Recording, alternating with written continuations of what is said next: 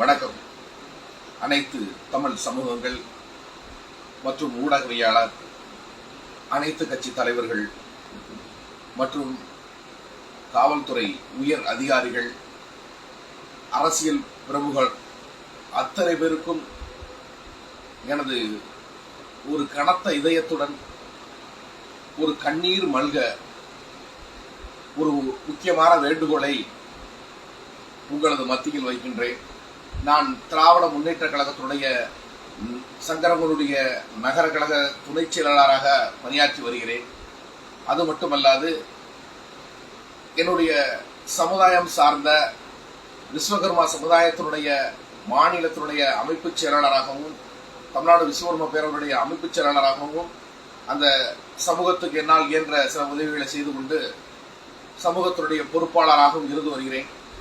நேற்று மதியத்திலிருந்து சுமார் எனக்கு செல்போனுடைய அழைப்புகளில் தமிழ்நாடு முழுவதும் பல்வேறு மாவட்டங்களிலிருந்து எனது இரத்த உறவுகளான இந்த விஸ்வகர்ம சமுதாயத்திலிருந்து பல்வேறு அழைப்புகள், பல்வேறு நெருக்கடிகள் எனக்கு தொடர்ந்து அலைபேசி மூலம் கொடுத்தார்கள்.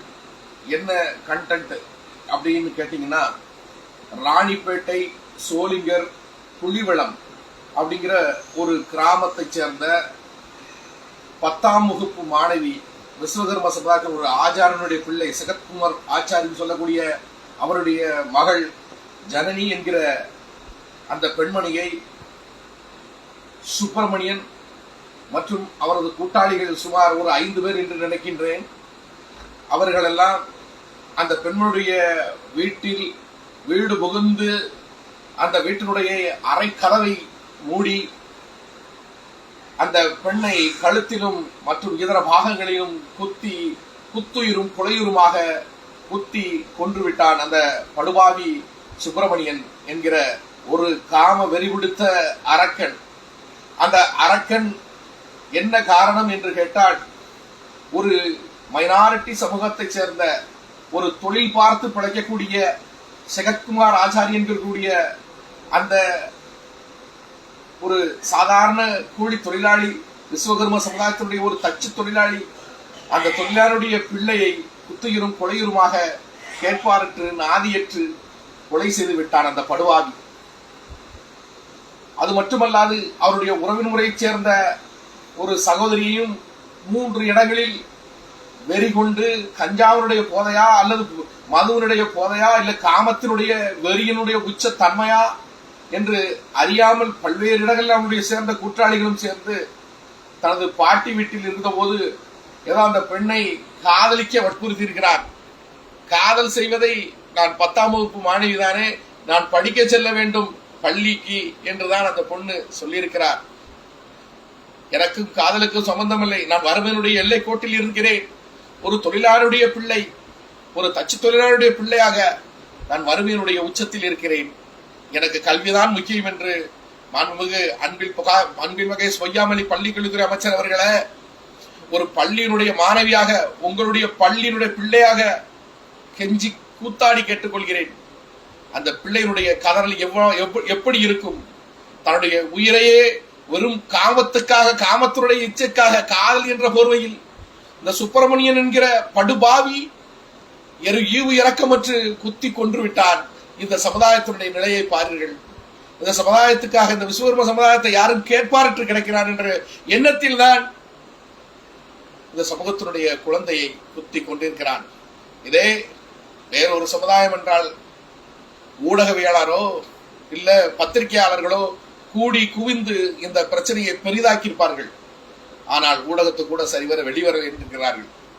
தயவு செய்து ஊடகவியலாளரே, இந்த சமூகத்தினுடைய முதுகெலும்பு சொல்லக்கூடிய பத்திரிகையாளர்களை, என் காவல்துறை, தமிழகத்தினுடைய திராவிட மாடல் ஆட்சியினுடைய மிகச் சிறப்பாக நடத்தி கொண்டிருக்கக்கூடிய என் திராவிட மாடல் பேரரசர் மாண்புமிகு தளபதியார் அவர்களே, மாண்புமிகு சின்னவர் அவர்களே, என் அன்பு சகோதரி கனிமொழி எம்பி அவர்களே, கழகத்தின் துணை பொதுச்செயலாளர் அவர்களே, உங்களுக்கெல்லாம் பாதம் பணிந்து கண்ணீர் விட்டு கவலையோடு ஒரு விஷயத்தை தெரிவித்துக் கொள்கிறேன்.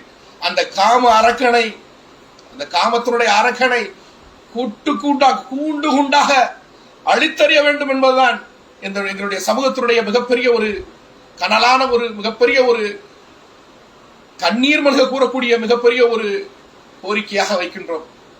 அவர்களுக்கெல்லாம் விசாரணையின்றி தூக்கு தண்டனை கொடுங்கள். விசாரணை எதுவும் நடத்த வேண்டாம்.